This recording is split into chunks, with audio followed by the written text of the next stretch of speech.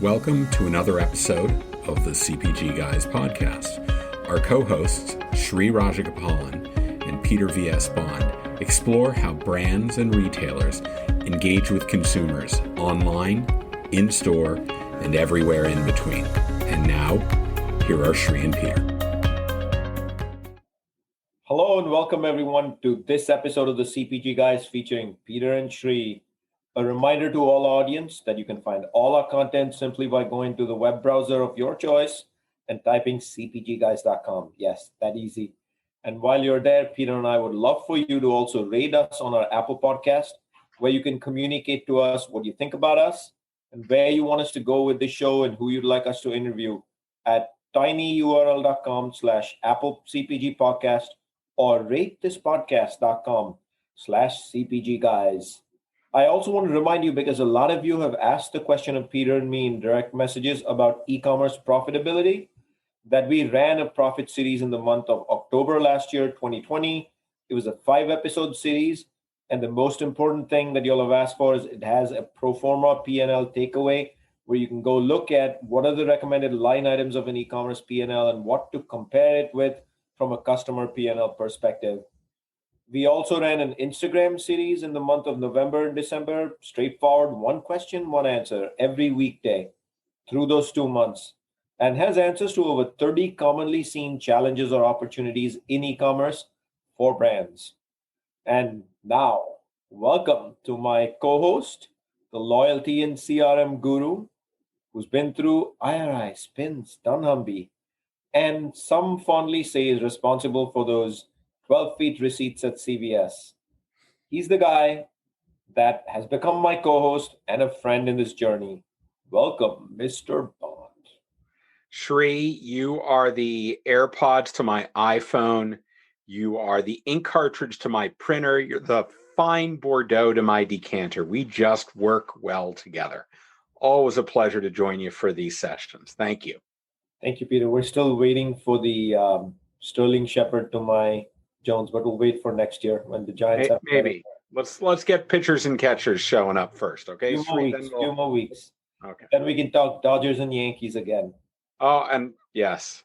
Sad day as we're recording this. The Dodgers lost Tommy Lasorda today, so I'm in a bit of mourning. I will therefore move on out of respect. Thank you.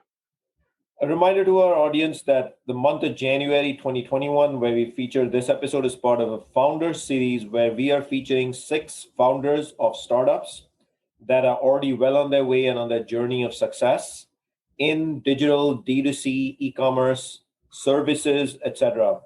And welcome to this episode's Guru Hariharan, the founder and CEO of CommerceIQ. Guru, can you go ahead and introduce yourself for our audience and tell them what you do and what CommerceIQ is about? Yeah, absolutely. And what a fun crew you guys are. Big fans of your podcast. Thanks for having me.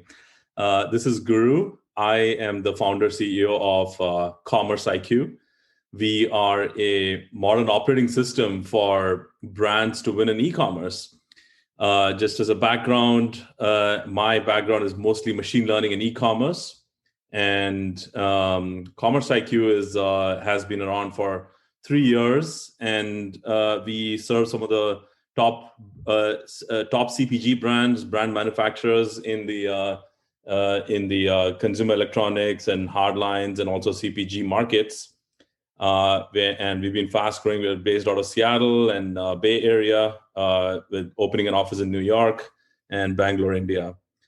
So that's who we are, and that's who I am. Awesome. So you use the word operating system. We're going to come back to that at some point, because Peter and me, the way we think about an operating system is either Catalina on the Mac platform, or I think we're running Windows 10 these days. So we're going to decompose that in a little bit. But I'm curious, Guru, you got your degree at UT at Austin. Then you went to Wharton to study something completely different. Then you spent time at Shutterfly, eBay, Boomerang Commerce, and then you started up CommerceIQ.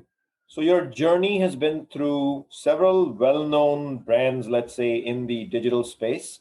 Can you tell us how that journey transpired? And then the most important one of them all, probably, which probably influences you day in day, and that's my guess, I'd love for you to tell me your journey at Amazon. What was that about? And how does it influence how Commerce IQ and you operate every single day? Yeah. So as a kid growing up, I always was fascinated by computer science and the entire aspect of sort of this the fact that we are still in very early days of a revolution of how things are just completely getting transformed by computers and software. Just has been close to my heart.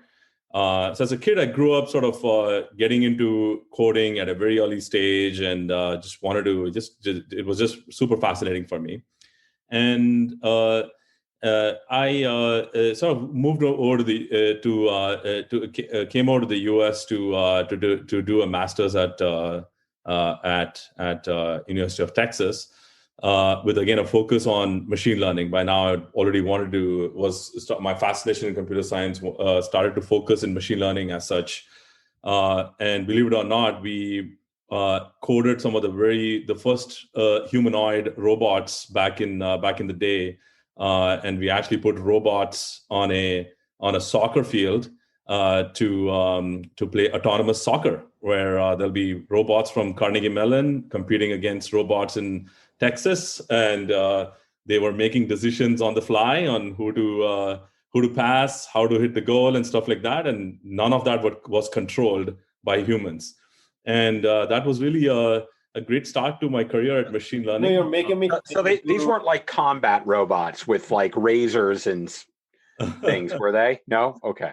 This was But the Yankees will take a robot pitcher any day.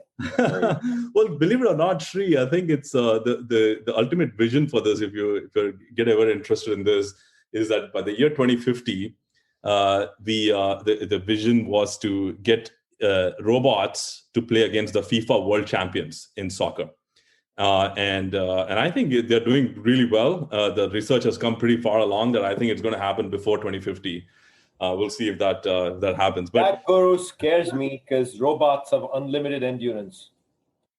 Well, endurance, but then there's I think it's a whole separate topic altogether to talk about machines versus humans. And I do fundamentally believe that we are centuries away from any Armageddon type stuff that Terminators and movies depict, because I think there's a huge element of sort of the aspect of sort of understanding the human brain and what a human brain is capable of is way more advanced than what a machine can do today. But that's a topic for another day. But absolutely, it was a great journey. Started off doing machine learning and wanted to then go pretty deep into machine learning. So I went to IBM research at Almaden out here in California. Again, did some theoretical foundational machine learning. And soon realized that I actually wanted to focus more on the practical applications of machine learning. So ended up joining Amazon. As you had mentioned, that did have a pretty deep impact on my early career and who I am. And did a stint at a few other companies, but really majority of my professional career before founding my first company, Boomerang Commerce, was at Amazon for sure. All righty. Well, thank you and welcome, Guru. It's a pleasure to speak with you today. Let's talk about what you're doing now at CommerceIQ. Can you tell us broadly what CommerceIQ's mission is and what are the needs among your brand clients that your solutions actually address? Yeah, so as I mentioned, our mission and vision is to create a modern operating system for brands to win in e-commerce. Yep. So again, I'll kind of rewind that back a little bit to my Amazon days. In working at Amazon, it was super clear that they were building a monolith, huge algorithm to deal with vendors and sellers in the future. And the algorithm was set up in a way that you're essentially automating every piece of retail, every piece of e-commerce, whether it be supply chain, vendor management, forecasting, warehousing, everything was getting fully automated. And my team was, in fact, we created the first systems to do automated vendor management for the third-party business, which ended up being right now 60% of the unit volume of Amazon. So, Guru, are you the guy in your team, therefore the one that CPG brands can now talk to about their common love for automated vendor management and the fact that everyone still believes Amazon is nothing but an algorithm when it comes to purchasing product? Well, like it or not, the patent is still the patent is still on my team's name. Of course, it's owned by Amazon. But yes, automated vendor management was something that we lived and breathed for years at Amazon. And I don't think it is still done yet. It's one of the things which is continue to work on, and they've been frankly really writing the blueprint for the future. I think given that, and as we were sort of looking at the world where it was moving to a very much an algorithmic world of e-commerce, and it was an extended epiphany for me while working at Amazon and at other retailers as well, that was where the world was going in, much like what say a Tesla is eating the car industry. It's a software. Amazon's eating the B2C industry in being a software that's essentially driving a lot of the retail volumes now. And we want to be the player that's the B2B2C vendor that support this entire ecosystem. So our goal is to create the modern operating system for e-commerce. And what that exactly means is we feel, as we sort of fast forward 5 years down the line, we think e-commerce is going to be predominantly a massive machine that you'll have to work with as a brand. And you'll have to figure out how best to interact with that machine. Now, of course, that does not mean you just put a machine against a machine and go home. What it does mean is to figure out what is really that the human mind is really capable and best at, and figure out the duties that the human and the strategic decisions that the humans need to take versus machines. And what we are doing is we're enabling world-class teams at brands with the machinery that is needed. Call it the yin and yang. If Amazon has the machine, let's actually empower you with a machine as a brand to go out to war and win market share in this new world of e-commerce. So that's what we're doing as a company. Thank you. So when I think about an operating system, out of jest, I said earlier, Catalina or Windows 10, but the thought that comes to my mind is an operating system is the brainchild as well as the backbone behind let's say a computer chip to be successful and get to do what it's designed for, which is productivity at the end of the day of significant proportions.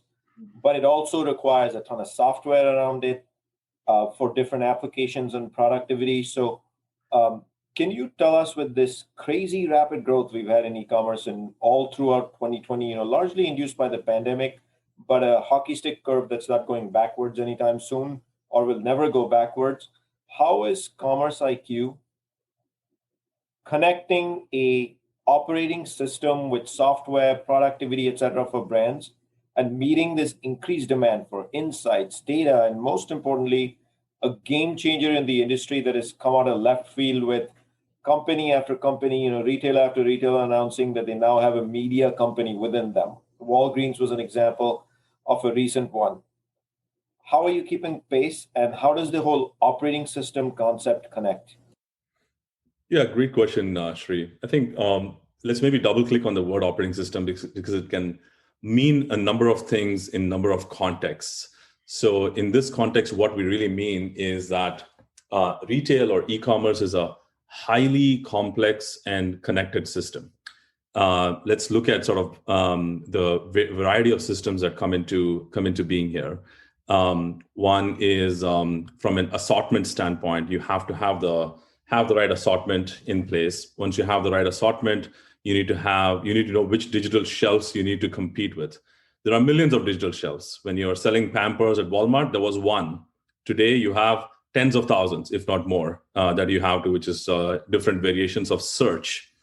Then once you have identified the digital shelf, you need to monitor the digital shelf, saying what the hell is happening, who's coming in, who's going out, and stuff like that.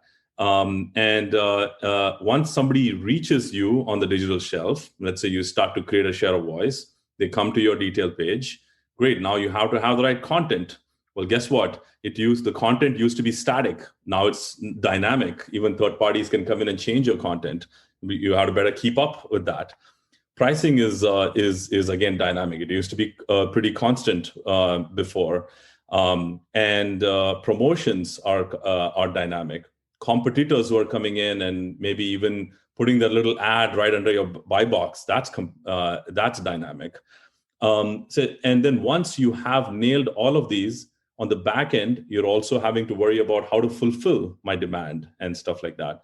And finally, as you said, Sri, once you figure all of these things out, now I want to throw fuel to the fire by adding retail media. I know that my system works. I have the right assortment. I'm capturing the right digital shelf through my share of voice. I have my digital shelf is kosher. PDPs are excellent. Promos are awesome. And I have a competitive strategy. And supply chain is humming. Great. Let's throw fuel to the fire and start spinning the flywheel like crazy using retail media. That's how we look at the business, right? Now, retail media is one portion of it, but as you see, this is 1 out of 6 or 7, if not more. Now, if you just double click into each one of these aspects of what it takes to just nail this flywheel, and I'm just talking about Amazon alone. There's a flywheel for Walmart to nail down, and Instacart and all that, all those other retailers. Even just Amazon alone, we did a simple math. One of our customers actually presented out to their board when they looked at number of decisions that they have to make in a given day. You have 2,000 SKUs and about 30 variables that are changing every single day, if not more. That's amounts to about 84,000 decisions that you have to make in a single week, right? And with a team of 10, that's 2 decisions a minute. Now, and humans, that human brains are not meant to making so many high quality decisions in a day, right? Even to look at the famous example that comes to my mind is of Warren Buffett tries to minimize decisions to 1 to 2 a year. Well, you and I may not be able to dial it down to such simplicity, but I'm lucky if I'm able to make 1 high quality decision a day, right? So our entire thesis in this is that you've got to figure out how you can make better decisions as a human, which means how do you make fewer decisions, outsource the decisions to a machine, which can make fast and high quality decisions wherever you can. So it's a perfect combination, call it an orchestra, call it a harmony between a man and a machine, so that you're able to sort of automate wherever possible and pull in the strategic minds of humans wherever needed. In all of these. So I know I went a little bit sort of theoretical in this, but really that's the thesis behind how we approach this and the why behind the software that we're rolling out to our customers. So there was a hidden nugget in between over there that Guru threw in, which I want to make sure the audience actually observed, and that was, he said, the CPG industry and brands have always wanted to know how many variables in the Amazon mix and in the Amazon algorithm, and Guru threw out a magic number, 30. So there we go. We got the answer, because you always find answers on the CPG guys. Yeah.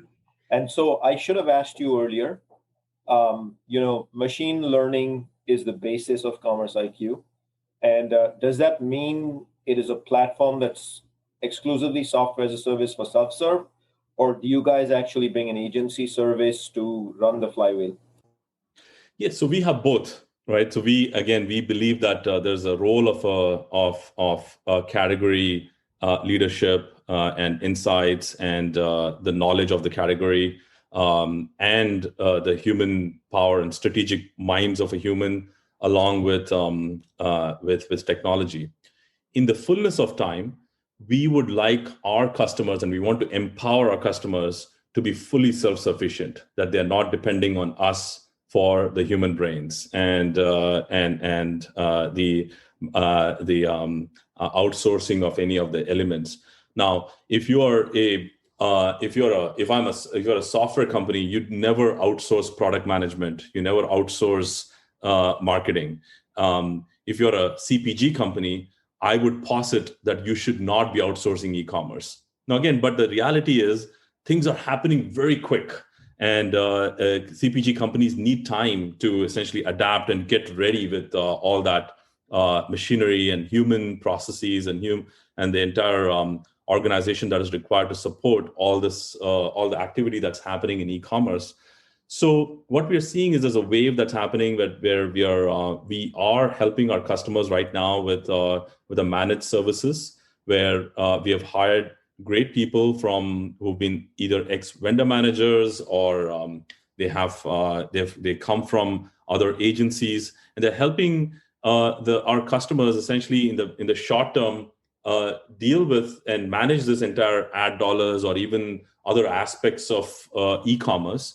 And over the next 5 years or so, we are working with our customers to see how does it make sense to sort of pull that in and empower them so that we are not bringing the fish and they know how to go out and fish and catch their fish, right? So that's the eventual goal is to empower our customers so that they can be self-sufficient for managing e-commerce.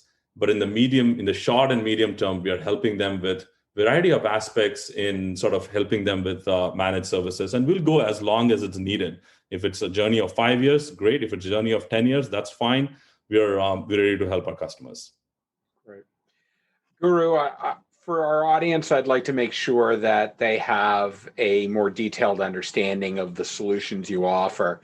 And it's probably worthwhile to do that through the lens of the persona or the archetype user of your solutions.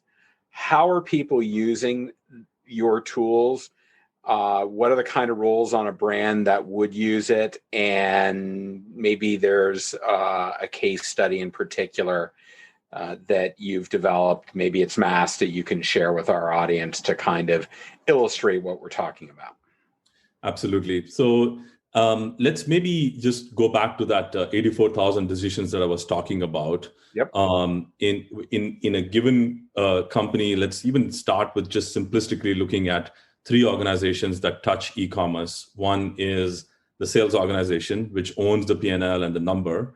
One is a marketing organization, which is responsible for deployment of media dollars.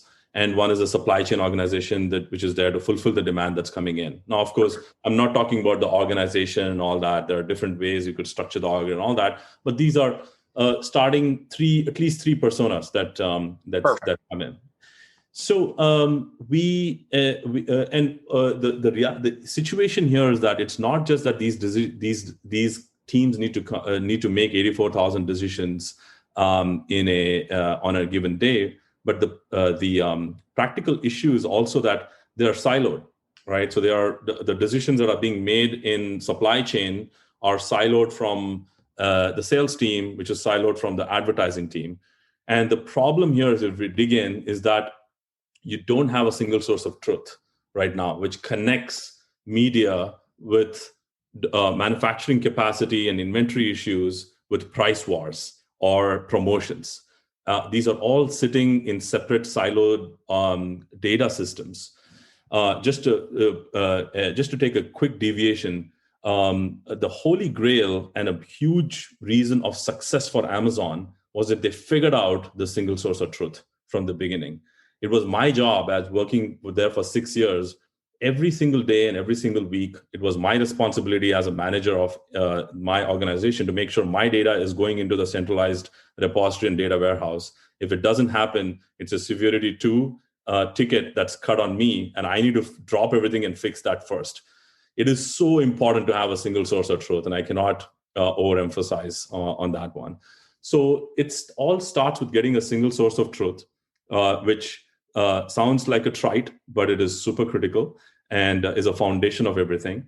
And on top of that, we create applications for our customers, and starting with these three personas that I talked about. From a sales organization standpoint, they're ensuring that their ASINs or their items are constantly available for sale. They're avoiding delisting due to profitability issues or crap issues or and on cards and things like that. Hold on, Guru, just for our audience to remind them, CRAP is can't realize a profit, correct? Yes, thank you for thank you. We all get caught up in our acronyms. And some yes.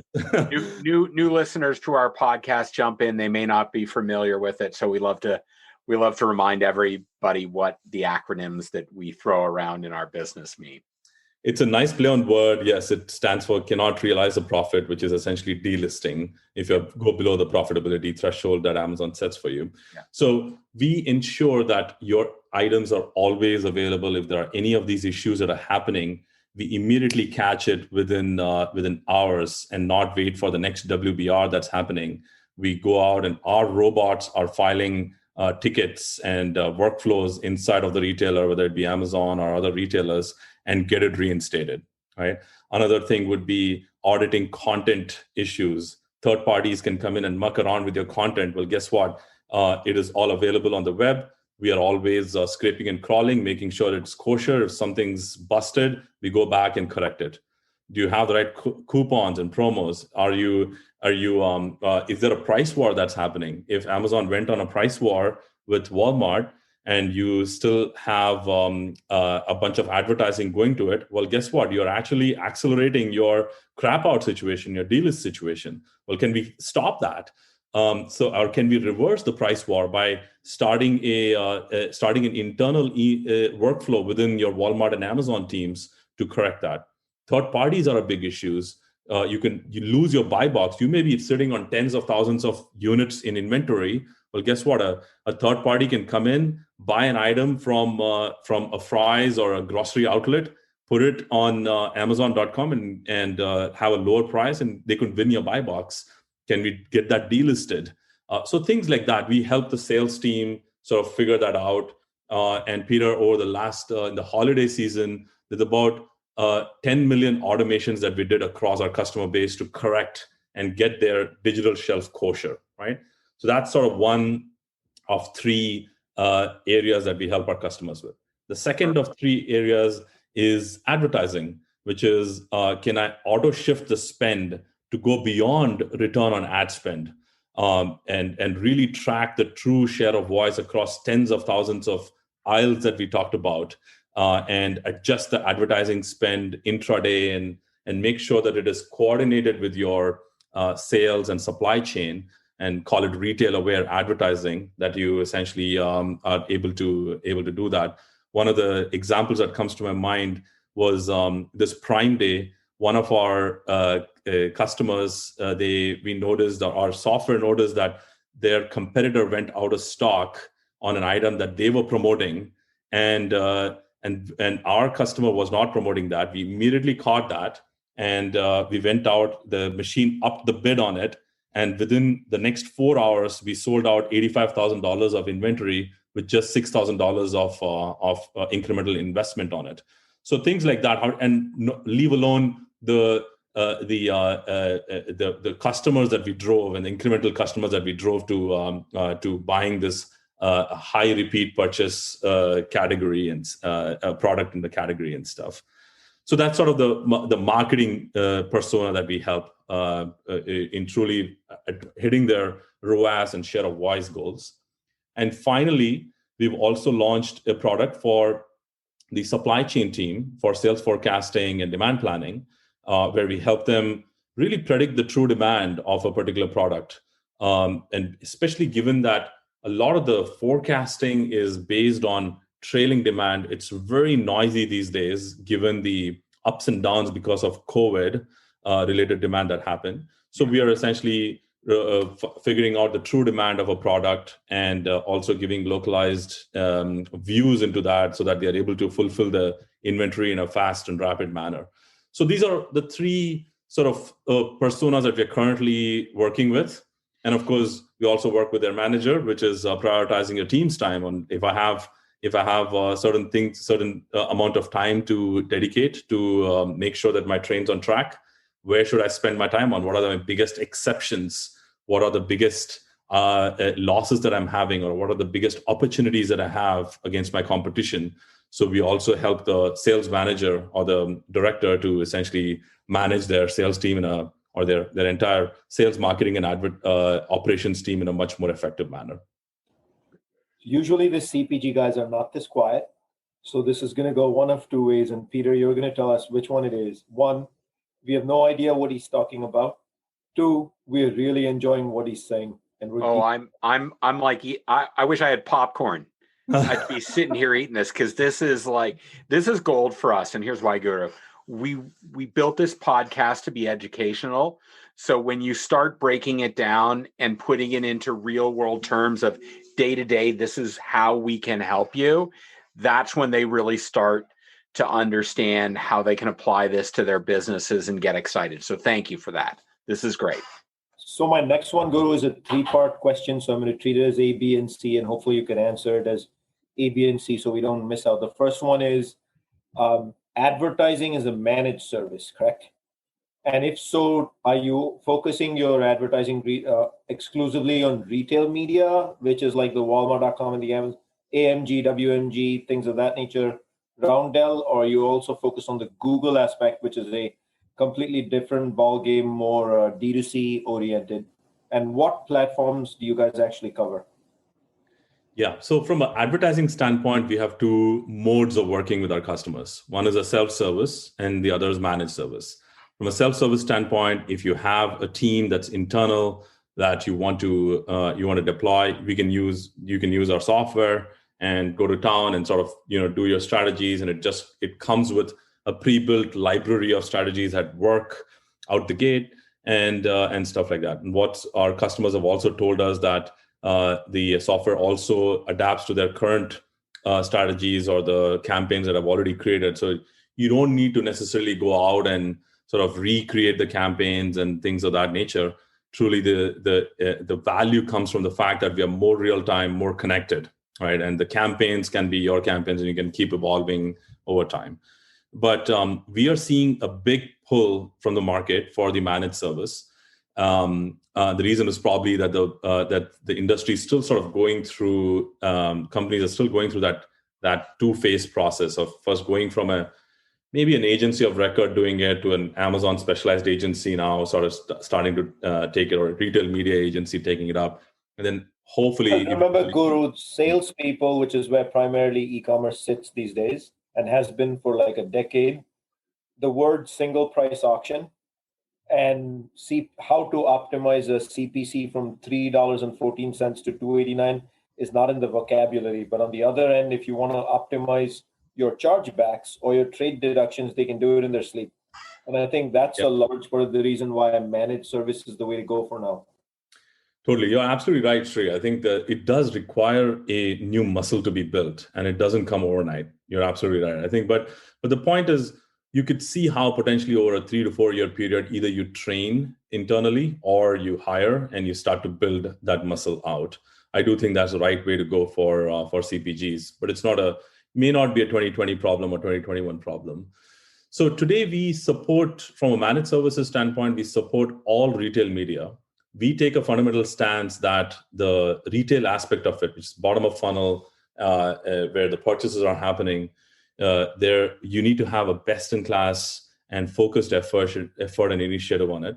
And so we cover all retailers. We do not touch Google and Facebook and other non-retail media. However, from a retail perspective, we cover the full gamut, all the way from Amazon, Walmart, and Target to, we also have a partnership with Criteo, where we are covering anything all the way from Sephora's of the world to any of the digital media. In fact, Walgreens was a recent one, as you mentioned. So we essentially cover the entire retail media aspect of things.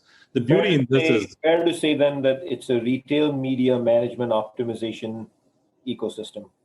That's correct. But again, to your point, DSP is a core part of it, AMG. That's gone through a gamut of name changes, but all the top of funnel, the full funnel, if you may, is a key element of it.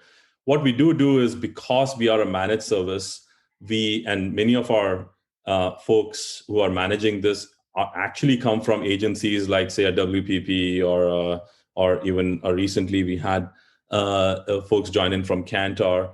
They have worked with other agencies, so we are able to essentially either own the full national media spend, or we can plug into your national media spend from a retail perspective and provide the back and forth, which is provide feedback and own the performance and provide feedback in terms of where allocation needs to be done, and have that on a weekly or a monthly basis, so that you're well integrated into the holistic national media spend program that your marketer might have.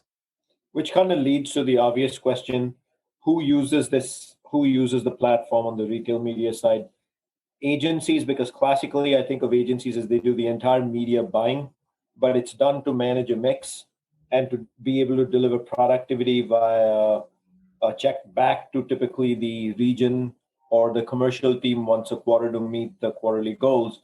This is very different because this is a more on-site retail media management versus a true DSP, off-site encompassing Google and things of that nature, and covering those aspects. So who's the primary user? Is it brands?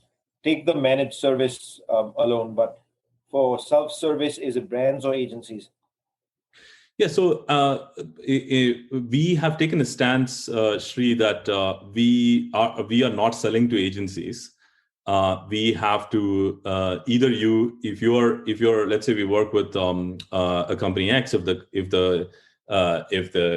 If it's an employee of company X, then they can use our software in self-service mode. But again, orienting ourselves to the managed service, over there, we obviously work with we would either partner with the head of performance marketing on that end, or a brand manager, and of course we'll be partnering with the AOR or other folks who are essentially who are managing the full national media. So we take the load of delivering the performance for your retail media allocation and do the full funnel and report back in terms of how we improved your share of voice, how we improved your return on ad spend, and how we improved your new customer acquisition on the platform, and things of that nature. We've also done things like, for instance, the last Super Bowl and other key elements, like there's a Mother's Day campaign that you're having on other non-retail national media. We would be coordinating with that and making sure that we are well coordinated on Amazon platform when there's an ad running on during Super Bowl, or even a promotion that is being launched in tandem, so that you're able to get the best of both worlds, and not just media, but also a high converting promo on a particular product and things of that nature. We do think that there's a ton of opportunity in A, coordinating all the variables in retail, and B, making it a lot more real time. These two things are so complex and so involved that a retail media specific agency has a place in this world, and in fact is going to be the lion's share going forward of what the media spend is going to be, as we especially as it comes to more sort of mid and bottom of funnel. You won't get a debate from me on that one. I think the world of retail media is radically different than the world of large conversational media, which hits upon very large cohorts and is largely a one-way conversation. But from a CPG lens standpoint, I think progressing over to work with an agency the way it stands today, either you're leading the industry in breaking free from that model and doing probably what is the next step in that direction, or you're going to have to find a way to roll back and go with the agency. So one way or another, it's good to hear someone who is taking a stance. Peter? Well, now that we're done indulging Sri on his favorite topic, retail media, let's switch to my favorite topic, which is digital shelf content. So we're talking product description, the copy, the visual imagery, this crazy thing called ratings and reviews, whatever it would be. I'd really like to understand how any and all of this content on the digital shelf plays into your offerings.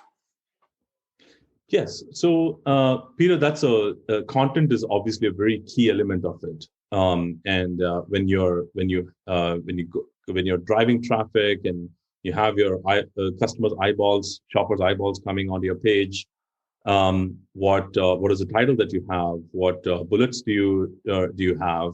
What is the top of the fold content you have versus the bottom of the fold? And there's a ton on that. I would also sort of pull in things around pricing and promotions and things of that nature. It's and not only that, also the entire way in which even twisters are put out. Like we work with a beauty company, for instance, and they have 5 shades of lipsticks. In fact, they have more than there was this one product which had 35 shades of lipsticks. And one of them, like the red lipstick, breaks off and becomes its own product detail page. And guess what? Conversion drops on both the pages when you're losing sales. So content is a pretty intense area of focus for us. Now, there are things that we do and things that we don't do. We are not a DAM, we're not a data asset management. We're not a Salsify, for instance. You would be working with a data asset management, and we highly recommend you do, where there's about 5 or 6 of them out there which are really good. And but what we are is we are essentially making sure that we are the automation layer that sits on top of that, ensuring that your content is always kosher and well optimized. First of all, you want to make sure that your titles are always good, and it is exactly the way that you have intended to be in your DAM or in Vendor Central. If it's not, if it's different, then let's make sure that it is corrected back very quickly. The bullets are exactly the same, and things of that nature. Variation gets spun out. Let's bring it back in. Make sure that you're bringing the red lipstick along with the parent lipstick of which that variant was, and all of that. So there's the way our customers are using us is to essentially take all of that, put an automation layer on top of content, and ensuring that that you're always prim and proper on your digital shelf. The other big element is obviously once you have issues with content, ensuring that other organizations in your hub and spoke are informed of it in a very systematic manner, which is your volumes are going down on that red lipstick. Well, great. Let's make sure that your supply chain is aware of that. Conversion has dropped on that lipstick. Well, let's make sure that the advertising team or advertising system is aware of it, and you're pulling down the advertising investment on that in a well coordinated manner.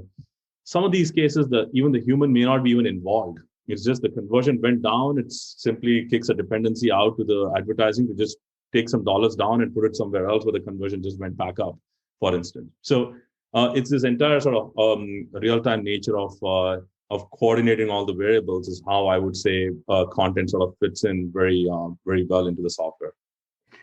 Thank you very much for that. That's extremely helpful. Shri? So Guru, I know we're nearly out of time here, so Peter and I will ask you just one quick question, and hopefully you can give us a quick answer. Amazon, you obviously spent time there, and a lot of your model has been built out of the success you had at Amazon, as well as through machine learning language. What do you think is the DNA of Amazon, and what is your bold prediction for the next big aha from Amazon? Well, as you saw, Dave Clark is taking over reins from Jeff Wilke. Dave Clark is a supply chain person, right? And he is a no bullshit supply chain person, to put if I could use that word, I'm sorry.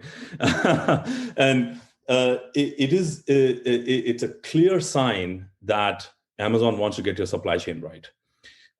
We are recommending and working with our customers to make sure that you are very well equipped with real-time demand, low lead times, fast responses, and maybe wherever possible, supplement Amazon's fulfillment network with your own direct fulfillment network.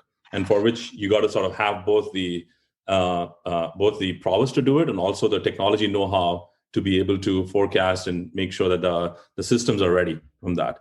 Consumer demand will continue to grow in 2021, and it'll be critical for brands to be able to forecast it accurately, and also take that forecast back to the manufacturer, to your manufacturing and supply chain, so that you don't lose out on an opportunity. I still see PO fill rates to be in the range of 50 to 60%, and that's travesty, right? You're literally leaving money behind on the table.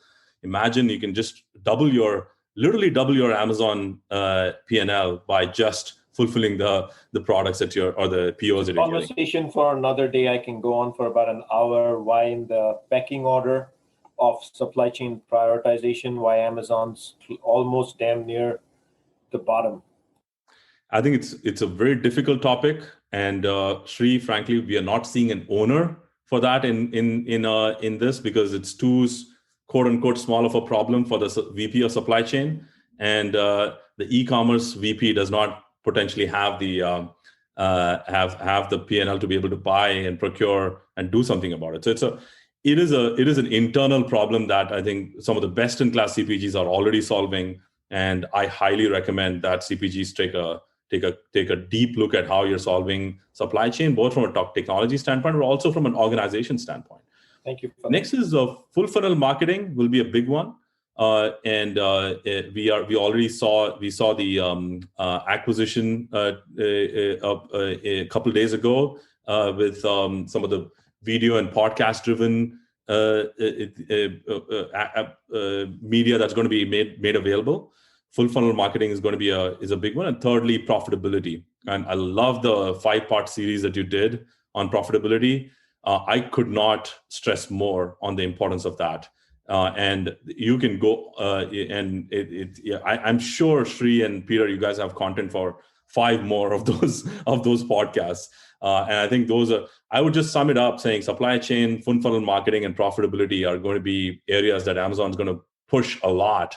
And it behooves for CPGs to be ready on those 3 dimensions.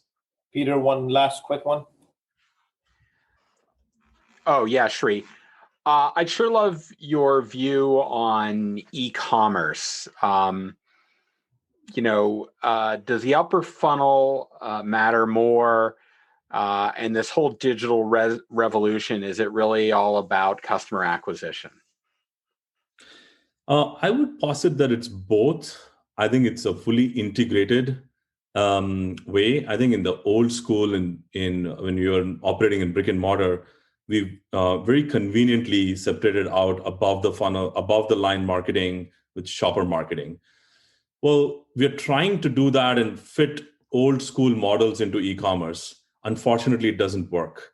And the winners would be those who are able to sort of take the lens of the brick and mortar out and put a new lens in, and really think ground up in terms of how do you want to spend marketing? What are the right vehicles that you want to spend marketing on? How do you measure marketing? Is it truly just return on ad spend, or is it also customer acquisitions and share of voice and things like that? So we are working with our customers to be able to look at it in a very integrated fashion. That is, DSP and AMS need to be in the same dashboard, same report, and so that you're able to make decisions and look at the investment in a very integrated fashion. And if need be, systematically, you're also moving dollars to the top or to the bottom whenever it is needed. So, for instance, on a Prime Day or on a particular day where a competitor goes out of stock, it may make sense to take some of the AMS dollars to put it into a spend, to put an ad and start to a DSP ad to potentially start to drive more eyeballs onto the top of funnel and drive to a full gamut of substitutes that you might have for the product of which the competitor just went out of stock. There are cases where it's the other way around that makes sense. So I do feel that, and we believe fundamentally that it's an integrated approach that really makes sense. Great. You bring back fond memories of my time at J&J working with FASB, the Financial Accounting Board of New York, and PwC, our auditor, and reclassifying above the line to below the line so we could truly leverage the full media mix as opposed to trade spend, which means you're taking away, basically you're just repurposing shopper marketing, which, and we'll end it with that word. Today's media is about the integrated funnel. I think that's a big key word that we should all start imbibing in ourselves, because that is the future of following a consumer. With that, I'd like to remind our audience that you can find all our content again on cpgguys.com. 5-star ratings are always appreciated. And you can do that by going to ratethispodcast.com/CPGguys. Jokes apart, guys. Use the platform to tell us what you think of the show, what you want to hear from us, and who you'd like to have on as well. And you can do that for the Apple platform. Guru, I want to thank you sincerely for joining us. I think we had a great and fun conversation. You're always welcome back on the show where we can talk some more about machine learning language and about the automation that the industry is slowly and steadily setting itself for. But for those who want to follow up and get to know more about CommerceIQ and do business with you, how should they do that? CommerceIQ.ai or drop me an email, guru.h@commerceiq.ai. Got it? Peter, a pleasure doing this week over week with you, sir. Shri, this was wonderful. And I think what's great about the Founder Series is Guru mentioned data asset management platforms, and he specifically mentioned Salsify during Founders Month. We're also speaking with Rob Gonzalez, the CMO and co-founder of Salsify. So really great compliment to what we've going on. Guru, thank you so much for joining us today. This was incredibly educational for our audience. Oh, it was super fun to riff with you guys. Thank you so much for having me. Thank you, folks. And for our audience, we'll see you again on another episode of the CPG Guys. Thank you.